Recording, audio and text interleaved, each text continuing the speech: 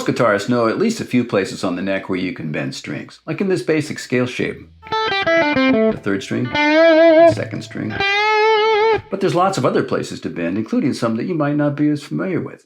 I've gone through hundreds of famous songs looking for the most common places to bend, and I've collected a lot of them in my app, where they're shown visually as riff and lick shapes, and I'll show many of them to you in this video, with lots of examples from famous songs, showing up close from the player viewpoint. I'll review how you can find them on the neck, and where you can find them in my free web app, The Building Blocks of Rock, at guitarviz.com. So let's get started. In this video, I'm just going to cover single string bends. Other common bends that use multiple strings, like oblique bends, unison bends, double string bends. I'll cover those in a separate video. A lot of these single string bends live on their own. Others might be combined with a lower note on the same string, sometimes with a hammer-on or a pull-off too. I'll show all three of these types in what's probably the most common place to bend, which is this basic 6-string root E-shaped position on the third string. Sunshine of Your Love. Root is D, here at the 10th fret. First lick in the solo. Just a simple bend, followed by a bend with vibrato. Back down to A at the 5th fret for this next example, the first lick in the solo of No One Like You.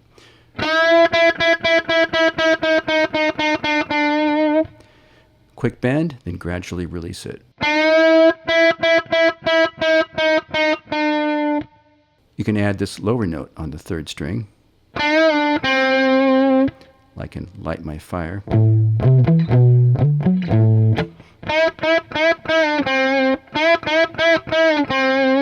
A series of bends. The last one's release back to the starting pitch, followed by that lower note.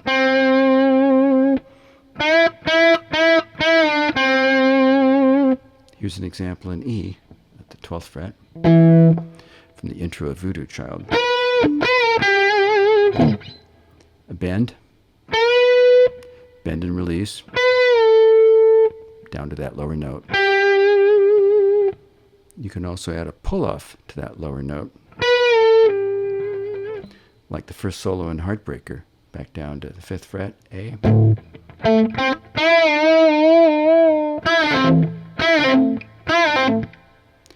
A bend, release, pull-off to that note on the 4th string.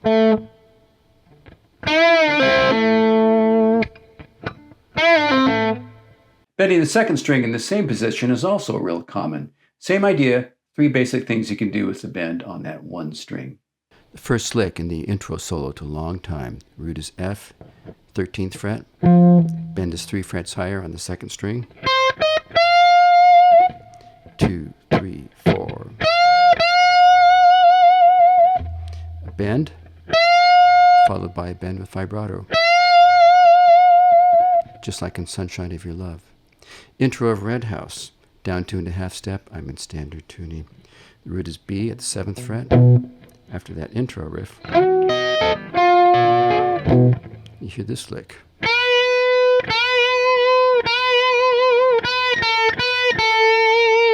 It's just several bends, then alternating back and forth between the bent and non-bent note. Has more character than if you tried to do that without bends. It would sound like this,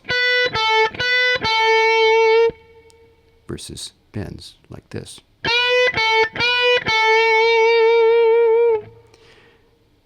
And you can add the lower note on the same string, that lower note in the scale, like in the intro lick in Freebird in G, way up here at the 15th fret.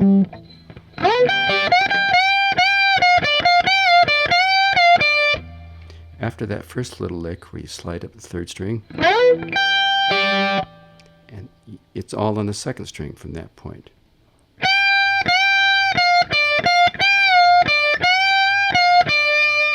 Again, more character than if you did it without bends.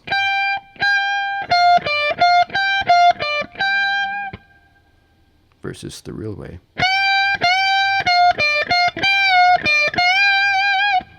End with an oblique bend where you add the note on the first string.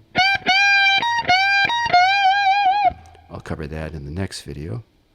And again, you can add that lower note on the same string, but use a pull-off to get down to it. Again, from Freebird. It's a little hard to do slow, but basically you pick that note, bend, release, pull off, and repeat.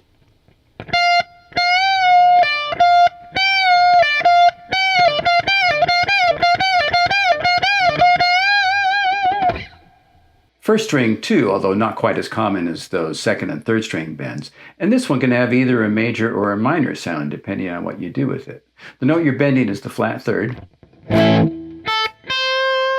And usually you'll hear it bent up a whole step. But other times you might hear it bend up just a half step to the major third. More of a major sound. Sometimes you might hear both. Like you'll hear it start off with a whole step bend, and then a slight half step bend. Kind of walking the line between major and minor, like is often the case in blues and rock. For example, Mick Taylor's classic solo in Can't You Hear Me Knocking?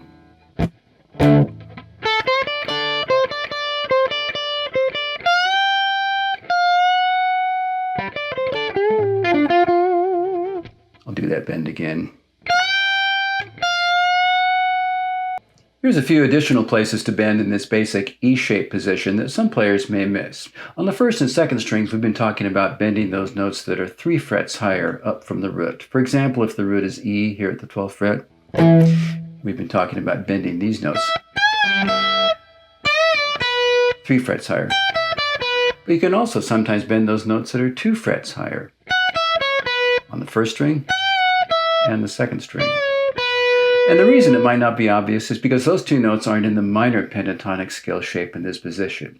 Yeah, they're in the major pentatonic scale shape, and you can bend that note on the first string up a whole step for a major sound. But you can also sometimes bend it up a half step for a minor sound, like in these examples. Lights, the first lick in the solo. Root is D here at the 10th fret. It's a whole step bend for a major sound. It starts like this.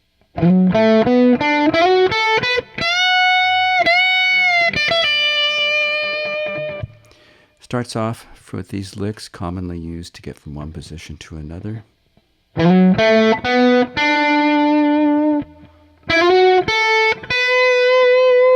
now the bend. Another bend and then release. There's that common phrasing again of a bend followed by a bend and release. That was a whole step bend, a major sound. Here's another one in D, but this is just a half step bend, a minor sound. Still got the blues.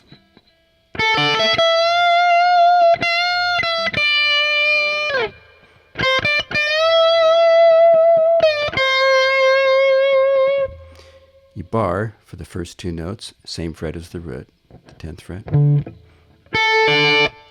and then this bend.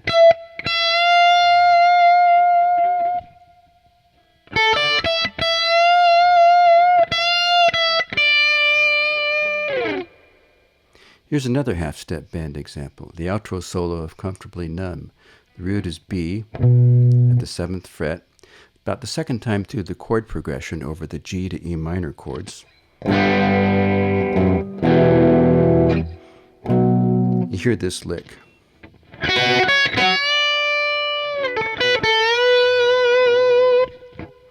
It's a kind of a rake over the top 3 strings, and then bend, followed by this whole step bend on the second string.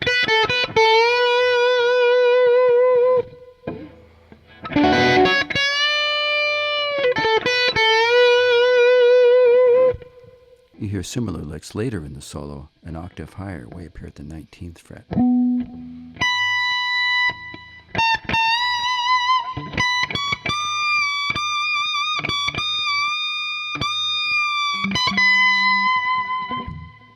Now you can do the same type of bend on the second string. I'll keep the root as B here at the 7th fret.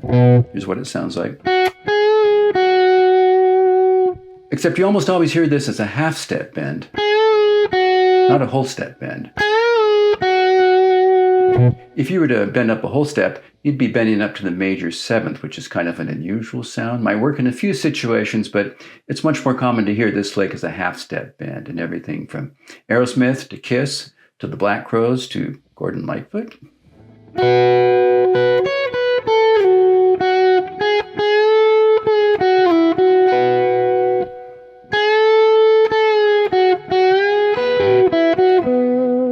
The bends we've looked at so far have all been from this basic 6th-string root E-shape position. Now here are some common bends in the 5th-string root A-shape position.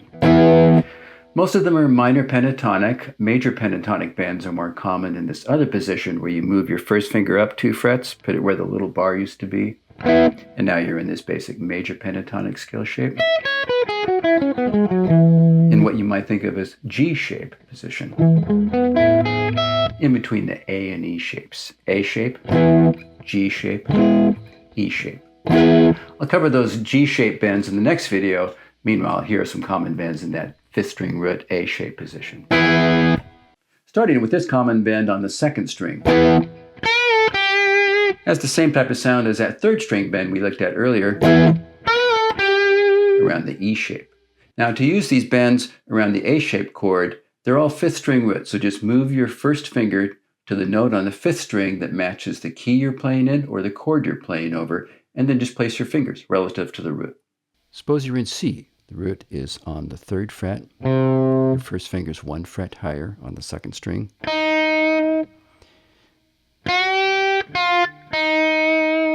Like the solo in Can't Buy Me Love.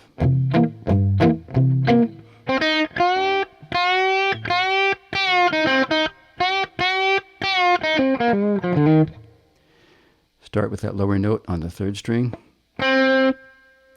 then bends. Release to the lower notes. Or E up here at the 7th fret. From Mississippi Queen. One of the licks in the solo.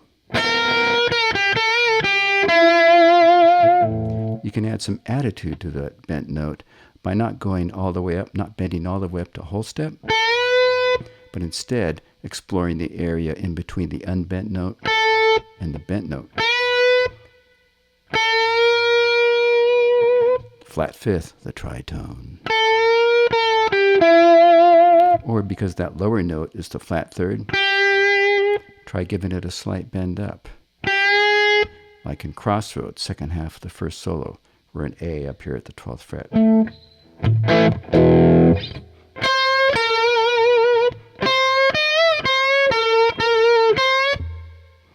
Little slight bends on the first finger.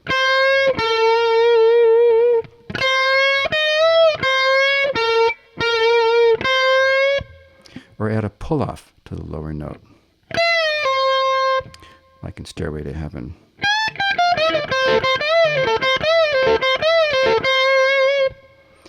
Start with a lower note on the 3rd string, then these 2 notes. And after you've bent, release the bend and then pull off. Downstroke, upstroke, downstroke.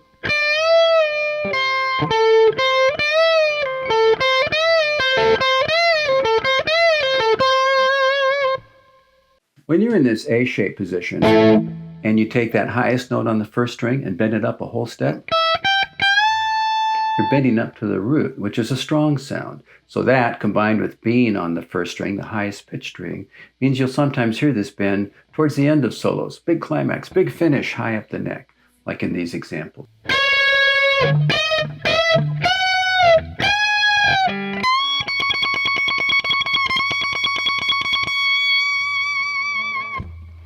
The root is C sharp here at the 16th fret. The bend finger 3 frets higher up here at the 19th fret. And it's just a whole step bend.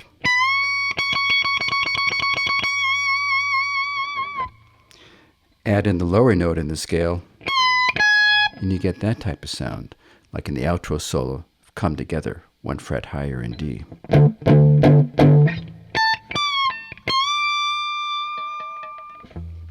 Root is here at the 17th fret, bend finger 3 frets higher, and it sounds like a pull-off to that lower note. A little hard to do, especially without the other strings making noise.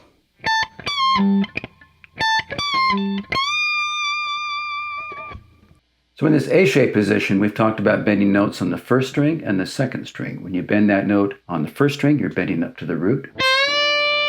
When you bend on the second string, you're bending up to the 5th. What happens if you take that note on the third string and bend it? Well, that note is a root note. And when you bend it up a whole step, you're bending up to the 2nd, which is kind of an interesting sound, either major or minor, like in No Time by the Guess Who.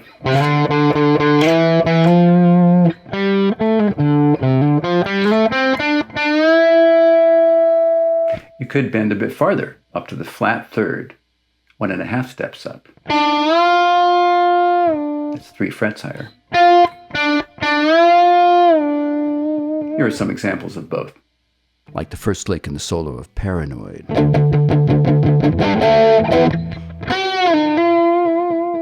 The whole step bend, maybe a tad more, with a pull-off and what sounds like a hammer-on following it, so you only pick once. Or the outro solo of Iron Man.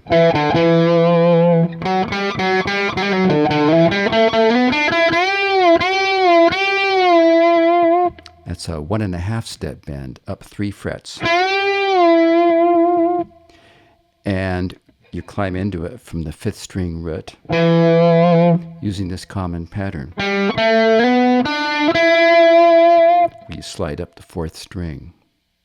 Be sure to check out my other video for some other common ways to move up and down the neck from one position to another.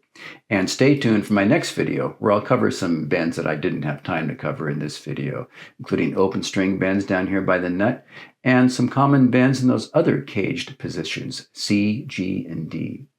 As always, if you like what you see, please remember to like or subscribe. Thanks for watching. I'll see you next time.